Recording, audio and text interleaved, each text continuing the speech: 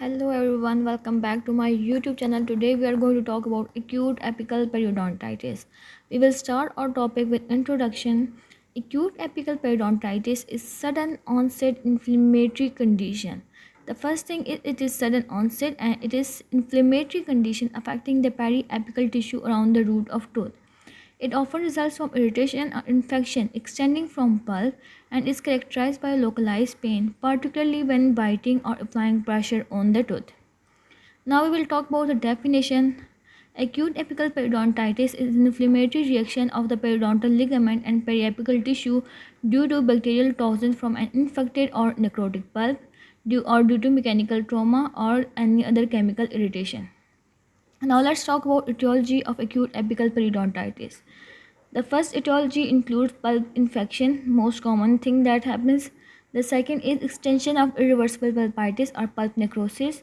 The third is bacterial toxin exit the root apex and inflame periapical tissue, and that can cause acute apical periodontitis.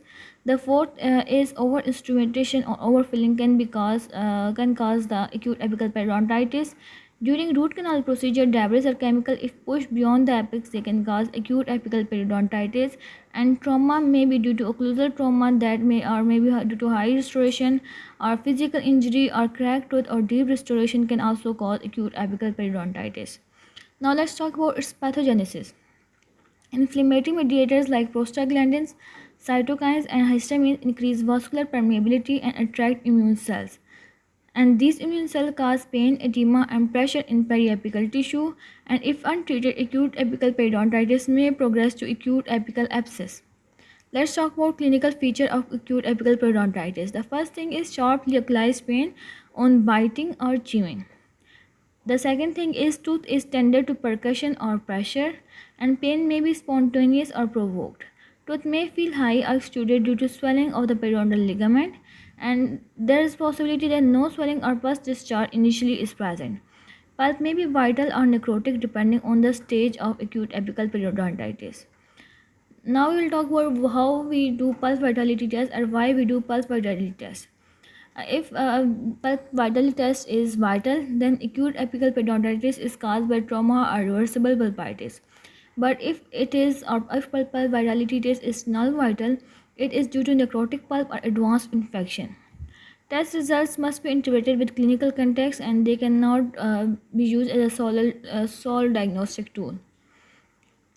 Now I'll talk about the radiographic feature of acute apical periodontitis. It may appear normal early on, but later signs include widening of periodontal ligament space, loss of lamina dura at the apex, and no well-defined periapical lucency until infection becomes chronic. Now let's talk about histological features of acute apical periodontitis. There is signs of acute inflammation that may be neutrophils, edema, and vascular congestion, and maybe there is necrosis at the apex and absence of pus in early stages because there is abscess or pus in the later stages. Now let's talk about how we diagnose acute apical periodontitis. The diagnosis of it is based on symptoms that are localized pain or percussion or biting. And the second thing we do for diagnosis is vitality tests that help determine pulpal status. And third, we do radiographs that show PDL widening or no change in early stages. Now let's talk about differential diagnosis for acute apical periodontitis. The differential diagnosis may be acute apical abscess that present with swelling and pus, or there may be symptomatic irreversible pulpitis that is pain with thermal stimuli, and periodontal abscess, and we can differentiate it by as it is localized to sulcus associated with pocketing.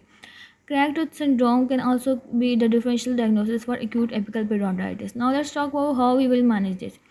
If the pulp is vital due to trauma or high restoration, first we will do adjust occlusion and remove cause of inflammation like smoothing restoration and monitor for resolution. But if the pulp is non-vital, we will do initiate root canal treatment or debridement and disinfection of root canal system, and intracanal medicaments if needed. Temporary or permanent operation is done then, and pain control is done by analgesic that like NSAIDs like ibuprofen or antibiotics can also be given if the systemic involvement is there. Now let's talk about its prognosis. It is good if treated promptly and appropriately, but it can progress to acute apical abscess if ignored. So this was about acute apical periodontitis. Thank you for watching.